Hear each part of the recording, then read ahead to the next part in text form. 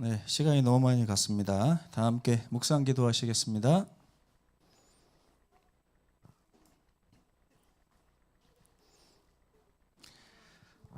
네, 3월 19일 안식일은 제 12번째 시간이고요.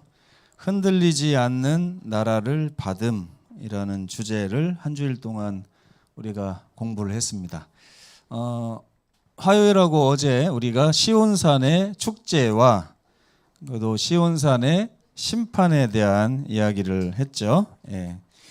오늘은 정말 중요한 주제, 흔들리지 않는 나라라고 한 주제를 한번 같이 살펴보겠습니다. 히브리서 12장 28절 기억절 함께 읽겠습니다. 시작. 그러므로 우리가 흔들리지 않는 나라를 받았은즉 은혜를 받자.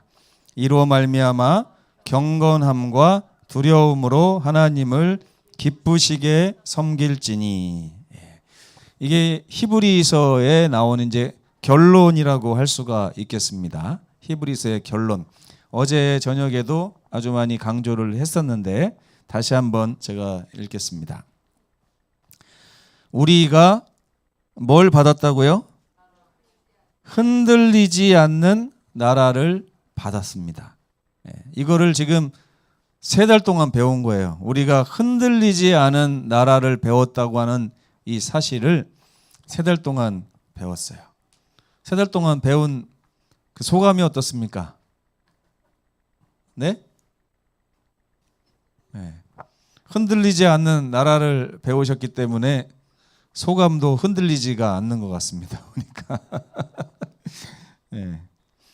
흔들리지 않는 나라를 받았기 때문에 뭘 해야 된다고요?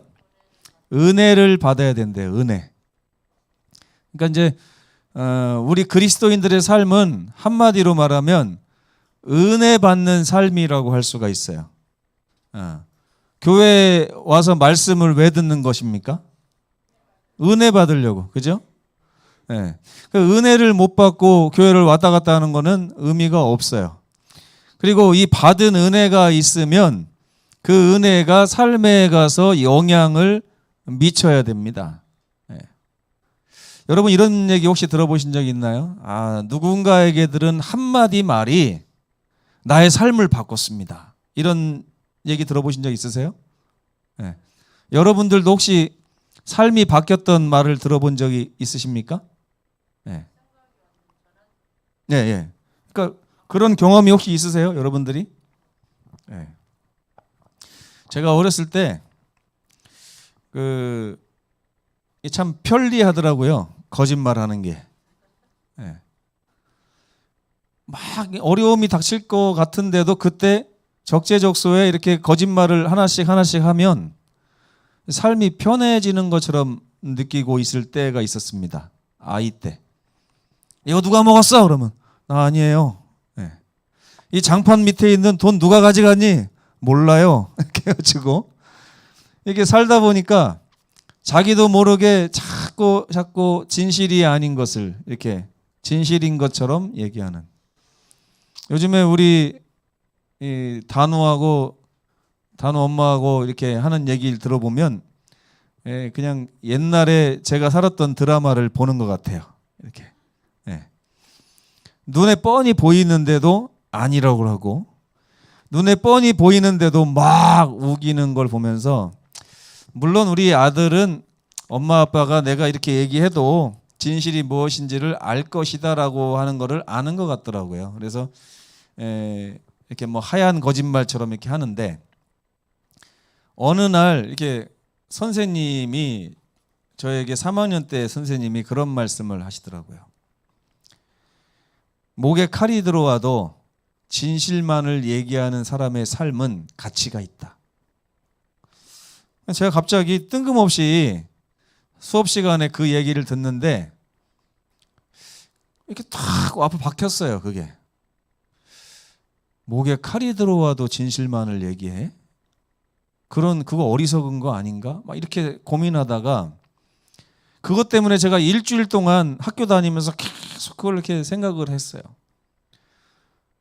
근데 그 순간에 이렇게 거짓말을 하면 편리한데 이걸 하지 말아야 되나? 어려움이 닥칠 텐데 막 이런 고민을 하다가 결심을 했습니다. 정말 진실만을 얘기하는 삶을 살아보면 어떨까? 예. 그래서 그때부터요. 이제부터는 무슨 일이 있어도 나는 거짓말을 하지 말아야겠다 하고 3학년 때 결심을 했습니다. 결심을 하고 나서 한 3년 동안 무척이나 고생을 많이 했어요. 예. 이거 누가 먹었어? 제가요. 그러면 두드러 맞고. 이거 누가 가져갔어? 제가요. 그러면 또 두드러 맞고. 중학교 때 학교에서 교실에서 이제 아이들이 공놀이를 하다가 이게 재밌어 보여가지고 제가 야 나도 한번 던져보자고 딱 뺏어서 던졌는데 앞에 태극기를 깼어요. 태극기가 있었잖아요 앞에. 그래서 선생님이 와서 이거 누가 그랬냐 그랬더니 제가 그랬습니다 해가지고 이제 교무실로 끌려가서 이제 좀 두드러 맞았습니다. 맞았는데 맞고 나서 2시간 후에 이제 선생님이 유리 가게에다 해가지고 고친 유리를 갖다가 다시 또 꼈거든요. 다음 날 아이들이 또 공놀이를 하는 거예요. 그래가지고 또 뺏어서 던졌는데 해필 또 제가 던졌는데 또 깨진 거예요 그게. 선생님이 딱 오더니 막 재미나게 얘기하다가 야 김신민 너는 좀 이렇게 좀 잘 좀 살아. 맨날 태극기 깨고 내가 어제 유리 그 부르는 얼마나 고생한 줄 알아? 그러면서 쳐다봤는데 아니 어제 낀 유리가 또 없어요. 그러니까 선생님이 갑자기 깜짝 놀라가지고 야야야 어제 낀 유리 어디 갔냐? 이거 누가 그랬어? 근데요 그 순간에 갈등이 되더라고요. 이걸 또 말해야 되나? 말아야 되나? 예? 근데 아이들이 저를 좀 생각해 준다고 또 말을 안 하고 가만히 있더라고요. 누가 깼냐고 하니까 제가 깬 걸 다 알면서도 아이들이 말을 안 하고 가만히 있어요. 그 순간에 마음에서 말해라. 근데 말하면 진짜 어제도 맞았는데 오늘 진짜 죽도록 맞을 것 같더라고요. 그러니까 제가 어떻게 했을까요? 네.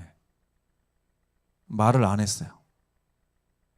말을 안 했는데 선생님이 니네 말 안 하면은 오늘 집에 다 못 갈 줄 알아? 이렇게 하니까 어떤 여자아이가 그 김신민이 깼습니다 하고 일렀어요.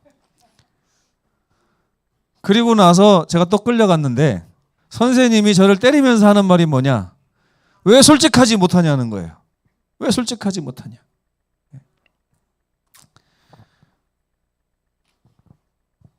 그 얘기 하려고 하는 건 아니고요. 여기 보면 우리의 삶이 바뀌면 어떤 말로 인해서 우리 삶이 영향을 받으면요. 그 이후의 삶이 그 영향받은 것에 따라서 바뀌게 돼 있습니다. 여기 보면 우리가 흔들리지 않는 나라를 받았는데 이 받은 것으로 인해서 날마다 우리가 은혜를 받으면 우리의 삶이 달라진다는 거예요. 어떻게 해요? 경건해지고 하나님을 두려워하게 되며 하나님을 기쁘시게 하는 것이 나의 삶의 목표가 되는 것입니다. 여러분 어때요? 여러분은 흔들리지 않은 나라를 받은 보람으로 지금 삶이 변했습니까? 어때요? 우리 연약해서 안 돼요. 연약해서 안 돼요. 그래서 제가 아까 제 경험을 말씀드린 이유는요. 그렇게 뒤지게 맞고 난 뒤에 제가 다시 한번 결심을 했습니다. 내 원칙대로 솔직했더라면 덜 맞았을 텐데. 그래서 그 뒤로 지금까지 또 거짓말을 안 하는 것이 제 삶의 아주 중요한 덕목이에요. 여러분들이 어떻게 느낄지 모르지만 저는 항상 그걸 가지고 고민합니다. 정직하자. 또 정직하자. 손해가 온다 할지라도 정직하자. 근데 여러분 하나님께서 우리에게 은혜를 주신 것이에요. 흔들리지 않는 나라를 주셨습니다. 이걸 히브리서를 통해서 우리가 13 안식일 동안 계속 배우는 거예요. 하나님이 우리에게 뭘 주셨는가? 그걸 통해서 우리 삶의 가치관이 정립이 돼야 돼요. 이렇게 좋은 것을 받았으니 하나님 감사합니다. 이제부터 정말 하나님의 뜻대로 내가 살기를 원합니다. 하나님이 이렇게 좋은 나라를 우리에게 주신 이유는 우리가 어떻게 살기를 원하시기 때문이라는 것을 우리가 깨닫는 것입니다. 이 은혜가 우리 성도들의 삶을 변화시키는 은혜가 되기를 간절히 바랍니다. 예. 바울이 한 경고를 좀 다시 한번 읽어보겠습니다. 이 하늘에서 벌어진 이 시온산의 축제, 찬양과 기쁨의 장면을 묘사한 후에 곧바로 바울은 25절에, 우리가 한 주일 동안 22절에서 24절 가지고 공부를 했잖아요. 그 얘기가 끝난 후에 곧바로 25절에 바울이 이런 말을 합니다. 한번 읽어보겠습니다. 시작. 너희는 삼가 말씀하신 일을 거역하지 말라. 땅에서 경고하신 일을 거역한 그들이 피하지 못하였거든 하물며 하늘로부터 경고하신 일을 배반하는 우리일까 보냐. 너희는 삼가 말씀하신 일을 거역하지 말라. 우리에게 주는 경고입니다. 이 시온산의 축제를 얘기하고 나서 곧바로 우리에게 주는 이 경고가 말씀하신 일을 거역하지 말라는 거예요. 이 말씀하신 이는 우리 하나님이시고 말씀하신 이는 우리 예수님이시죠. 근데 옛날에 이스라엘 백성들은 시내산에서 말씀하시는 하나님의 음성을 듣고 순종하겠다고 했지만 거역했습니다. 그렇죠? 그 결과로 그들이 어떻게 됐어요? 광야에서 모두 엎드려졌죠. 이거를 바울이 땅에서 말씀하신 것이라고 이렇게 표현을 했습니다. 그 옛날 시온산에서 말씀하셨던 하나님의 말씀을 거역했어도 그들이 이 화를 피하지 못하였거늘 지금 하나님은 어디서 말씀하신다고요? 이 경고를 하늘의 시온산에서 땅에 있는 당신의 백성들에게 하시는 경고. 땅의 것이 높아요, 하늘 것이 높아요. 이 얘기하고 있는 거예요, 바울이. 땅에서 말씀하신 것도 피하지 못하였거늘 이제 하나님께서 하늘에서 말씀하시는데 이걸 피할 수 있겠느냐. 그러면서 하나님이 말씀하신 것을 잘 주의하고 집중해서 순종해라, 이런 말씀을 하고 있는 것입니다. 그러면 히브리서 12장에 보면요, 하나님께서 이스라엘 백성들에게 하신 말씀이 무엇인가를 좀 살펴봐야 됩니다. 하나님께서 히브리서 12장 1절로부터 2절이라고 써 있는데 끝까지 다 보셔야 돼요. 24절까지 보면 첫째, 그 5절에 보면 무슨 말이 나오냐면 4절에 피 흘리기까지 죄와 싸우라, 이런 말씀이 있어요. 믿음의 주요 온전하게 하신 예수를 바라보라 그러면서 첫 번째로 피 흘리기까지 예수님처럼 죄와 싸우라. 왜 너희는 피 흘리면서 죄와 싸우지 않느냐? 왜 피를 안 흘리려고 하느냐? 예수님께서도 피를 흘리셨건만 왜 너희는 삶에서 피 흘리는 것을 그렇게 겁내느냐? 피 흘리기까지 죄와 맞서 싸우라, 이 말씀을 하셨어요. 두 번째, 이 삶에 보면 아버지를 섬길 때 하나님께서 우리가 곁길로 나갈 때마다 우리를 징계하십니다. 바른 길로 이끄시기 위해서. 그 징계를 받을 때 그것을 가볍게 여기지 말라 그랬어요. 여러분, 우리 삶에는요, 하나님께서 우리 삶을 바른 곳으로 이끄시기 위해서 주시는 시험들이 있습니다.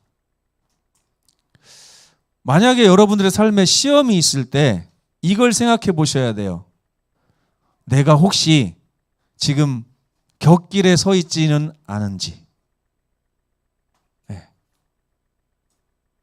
이걸 좀 들으셔야 될 분들이 이 자리에 많이 없는데, 네. 내가 시험을 당할 때 왜 하나님 나에게 이런 시험을 주십니까? 이렇게 원망하기보다는 왜 나에게 하나님이 이 시험을 허락하셨을까를 생각해야 돼요. 그것을 경히 여기지 말라. 이유가 있습니다. 시험에는 다 이유가 있어요. 그래서 시험 당할 때마다 우리는 하나님, 제가 어느 길에 서야 됩니까? 라고 물어봐야 되는 것입니다.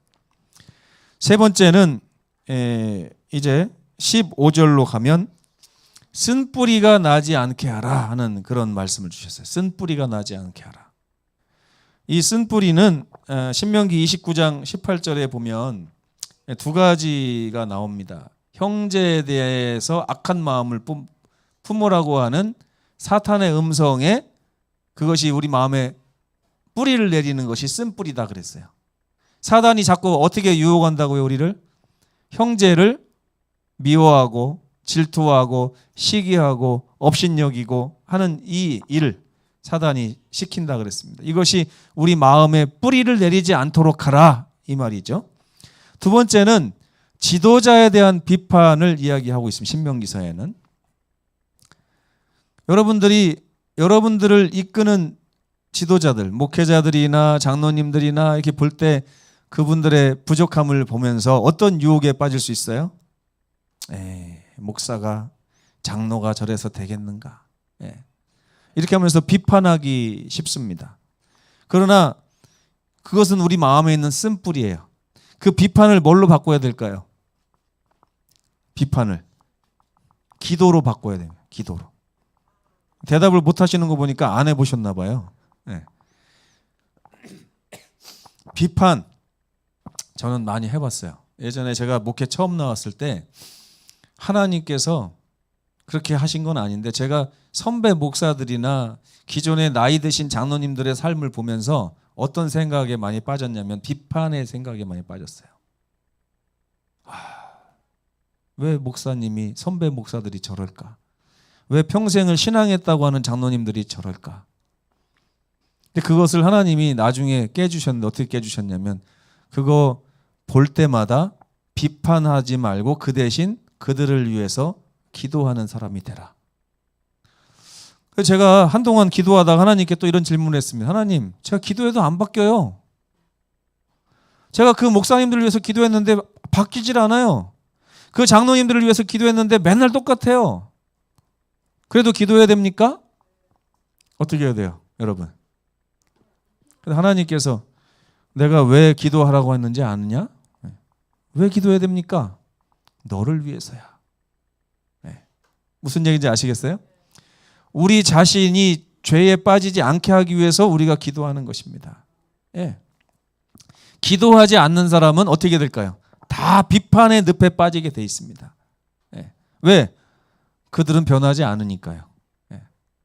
그런데 여러분들이 기도하면 하나님의 성령이 그분들의 마음에도 역사를 합니다. 그래서 서로 협력하여 선을 만드는 것이 그리스도인의 방법이라고 하겠습니다. 그리고 네 번째는 장자의 명분을 팔지 않도록 하라. 이것은 이제 16절에 나오죠. 이러한 네 가지 경고가 12장에 나오는데 이러한 경고에 귀를 기울여야 한다 그랬어요. 왜 귀를 기울여야 하냐면 하나님께서 그 옛날 시내산에서 땅을 진동시켰던 것처럼 다시 한번 진동시킬 때가 다가오고 있다. 그때는 땅만 진동했지만 이제는 하늘도 진동하고 땅도 진동할 그 일이 있을 것이다. 그렇기 때문에 너희는 하나님의 경고를 가벼이 여기지 말라 이렇게 말하고 있는 것입니다. 바울은 비록 예수님께서 하늘에서 즉위하셨을지라도 우리의 구원이 완성됐다고요? 아직 안 됐다고요? 구원은 확실하지만 구원이 아직 완성된 것은 아닙니다. 저 사탕이 내가 먹을 사탕인 것이 확실하게 정해졌지만 사탕은 아직 다 만들어지지 않았다는 거예요. 이해가 되세요, 여러분? 네. 어머니가 찌개를 끓이고 있으면 엄마 그거 누구 거야? 누구 주려고 끓여? 그러면 뭐라 그래요, 엄마가? 우리 가족 먹어야지, 다 너희들 먹이려고 하는 거야. 그러면 와 신난다 그러죠? 그러나 아직 찌개는 완성되지 않은 것이에요. 찌개가 완성되기 위해서는 어떤 일이 있어야 되고 시간이 필요합니다. 그래서 하나님께서 이 바울을 통해서 주신 히브리서 기별도요, 하늘에서 이미 예수께서 즉위하심으로 새 나라와 새 언약이 시작되었지만 아직 그것이 완성되지 않았다는 거예요. 내 것이 된 것이 아니다 그 얘기가 아니고 내 것은 내 것인데 완성되지 않은 내 것이라는 거예요. 앞으로 중요할 사건이 일어날 것인데 그것은 다른 게 아니라 진동이라고 하는 거예요. 진동. 하늘과 땅이 진동할 것이다. 히브리서 12장 26절에는 그때는 그 소리가 신에 사는 얘기죠. 땅을 진동하였거니와 이제는 약속하여 이르시되 내가 또 한 번 땅만 아니라 하늘도 진동하리라 하셨느니라. 하나님께서 마지막으로 구원을 완성하시기 위해서 하실 일이 뭐라고요? 진동시키는 것입니다. 진동시키는 것. 진동이 뭘까요, 여러분? 구약에서 이렇게 살펴보면 땅이 진동하는 여러 경우가 있었습니다. 그 교과에 보면 나와요. 사사기에서도 있었고 뭐 드보라 이야기도 합니다. 그런 다음에 또 시편에 보면 다윗이 어떻게 기록했냐면 하나님께서 이방의 민족들을 멸하시기 위해서 이스라엘 민족을 대표해서 싸우시려고 일어나실 때마다 땅이 진동했다 그랬어요. 시편 68편 7절에 8절 보면 나옵니다. 땅이 진동하는 것은 당신의 백성들을 어떤 위기로부터 건져 주시기 위해서 나타나는 하나님의 임재가 바로 땅이 진동할 때 있었다는 것이죠. 그래서 히브리서에서 말하는 하늘과 땅의 진동은 하나님의 원수들의 멸망을 나타냅니다. 왜 하나님은 취미가 좀 고상하실까요? 왜 일어나실 때마다 땅을 흔들고 하늘을 흔들까요? 네?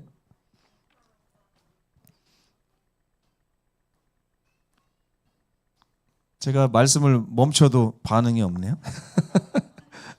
네? 웃지만 마시고요. 제가 방송 때문에 자세한 얘기는 하지 않겠습니다. 하나님께서 자리를 박차고 일어나시는 거예요. 박차고. 이제는 기다렸다는 듯이 일어나시는 것입니다. 그래서 하나님은 항상 일어나시는 때가 있어요. 근데 이제 히브리서에 보면 1장에 어떤 말씀이 있냐면 예수님으로 하여금 하늘의 보좌에 앉게 하시고 하나님 우편에 앉게 하신 후에 왕이요 제사장으로 임명하신 후에 하나님께서 예수님에게 하시는 당부의 말씀이 있습니다. 그 당부의 말씀이 뭐냐면 이거예요. 내가 이제부터 싸울 것이다. 너의 원수로 내 발등상이 되게 하기까지 싸울 것이니 내가 승리할 때까지 너는 내 우편에 앉아 있으라. 여러분 재림의 그날까지 예수님이 하시는 일이 뭘까요? 그러면 하나님이 원수를 발등상 만들 때까지 예수님이 하시는 일이 뭐예요? 하나님 보좌 우편에 앉아 계신 거죠. 우리는 그럼 어떻게 해야 돼요? 우리는 네? 우리도 마찬가지죠. 예수님과 공유해야 되잖아요. 하나님 보좌 우편에 앉아 있어야 됩니다. 이게 참 중요해요. 자, 첫 번째는 하나님 보좌 우편에 예수님과 같이 있어야 되는 거예요. 두 번째는 서 있지 말고 앉아 있으라는 것입니다. 이 얘기를 다른 말로 하면 뭐예요? 우리가 흔들리지 않는 나라를 받음으로 보좌에 앉아 있다는 사실을 잊지 말라. 그렇죠? 그런 다음에 하나님께서 우리를 위해서 대신 싸우시는데 원수가 멸망하기까지 우리는 앉아 있으라. 하나님을 믿고 그분이 승리하실 줄 믿고 앉아 있으라 이것입니다. 믿음으로 그분을 바라보라 이런 얘기죠. 그래서 이 하늘과 땅의 진동, 하나님의 심판에 대해서 얘기한 후에 히브리서는 이 진동을 얘기했는데 이 진동의 결과가 무엇인지가 또 거기에 써 있습니다. 진동의 결과는 첫째는 원수들이 멸망당한다는 거예요. 원수들이. 그 히브리서 12장을 가만히 읽어보면 원수들이 멸망을 당합니다. 두 번째는 새 하늘과 새 땅을 창조하십니다. 그런 다음에 세 번째는 성도들을 부활시켜서 새 몸을 갖게 합니다. 그러니까 흔들린다고 하는 의미, 진동한다고 하는 의미, 흔들리면 변화가 생기죠. 흔들린 결과 변화가 생긴 그 변화가 뭐냐? 이제까지 득세하던 원수를 하나님이 멸망시키십니다. 두 번째는 이 망해버린 새 땅과 하늘을 하나님이 새 하늘과 새 땅으로 새롭게 단장을 하십니다. 그러니까 흔들림으로 인해서 세상이 사라지는 게 아니라 새롭게 되는 것입니다. 세 번째, 성도들의 그 연약한 육신을 하나님께서 변화시키셔서 이제 영생할 수 있는 몸으로 재창조를 해 주시는 것입니다. 이게 진동의 결과예요. 결과 세 가지가 있는데 이 세 가지 결과 중에 마음에 안 드는 결과가 있나요? 없나요? 한번 보세요. 1번 마음에 들어요? 네. 2번은요? 마음에 들죠? 3번은요? 마음에 들죠? 예. 이렇게 좋은 세 가지를 주시기 위해서 하나님께서 흔드시는 것입니다. 진동시키는 거예요. 이 세상이 지금 진동하는 것 같아요? 안 하는 것 같아요? 예? 진동하는 것 같죠? 이 진동을 누가 싫어할까요? 마귀가 싫어하고 마귀에게 속한 사람이 싫어할 겁니다. 여러분, 코로나 겁내시면 안 돼요. 이 코로나도 하나님이 지금 진동시키시는 일부에 속해 있습니다. 그러니까 여러분, 격리자거나 확진자가 아니면 교회에 무조건 나오시기 바랍니다. 화요일도 마찬가지고 금요일도 마찬가지고 요즘에 너무 코로나 핑계대고 화요일 저녁, 금요일 저녁 이렇게 집에서 편안하게 쉬시는 분들이 있는데 제가 여기 유튜브로 방송을 해도 우리 결석자들의 숫자가 저기에 있질 않아요. 그 얘기는 편안하게 쉬신다는 얘기예요. 집에서.